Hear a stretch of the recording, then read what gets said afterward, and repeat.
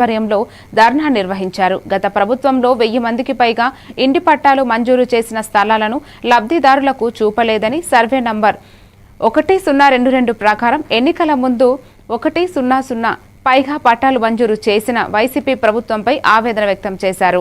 20 నెలలు గడుస్తున్నా లబ్ధిదారులకు స్థలాలు చూపించకపోవడంతో సిపిఐ నాయకులు తహసీల్దార్ కార్యాలయం ముందు స్థలాలు చూపించండి లేదా ఇచ్చిన పట్టాలు రద్దు చేసి కొత్త వివరణ ఇవ్వండి అని డిమాండ్ చేశారు. సిపిఐ నాయకులు లబ్ధిదారులకు న్యాయం జరగకపోతే కలెక్టరేట్ ముట్టడి చేస్తామని హెచ్చరిక చేశారు.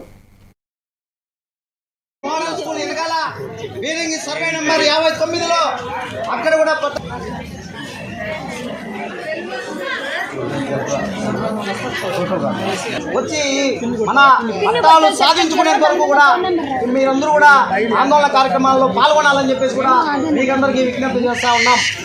అలాగే ఇంకో పక్క చూస్తే ఇవాళ రాష్ట్ర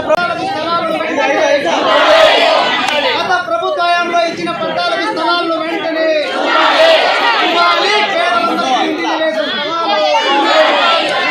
స్థలం చూపించకుండా ఉంటారో వాళ్ళందరి పేర్లు వాళ్ళందరివి తీసుకుంటాం. పట్టాలు తీసుకొని వాళ్ళకైతే ఏ సర్వే నెంబర్లో అయితే 1022 సర్వే నెంబరు, ఇంకోటి 59 ఈ 2 సర్వే నెంబర్లు లేఅవుట్ వేయకుండానే పట్టాలు ఇచ్చారని తెలిసిందనమాట.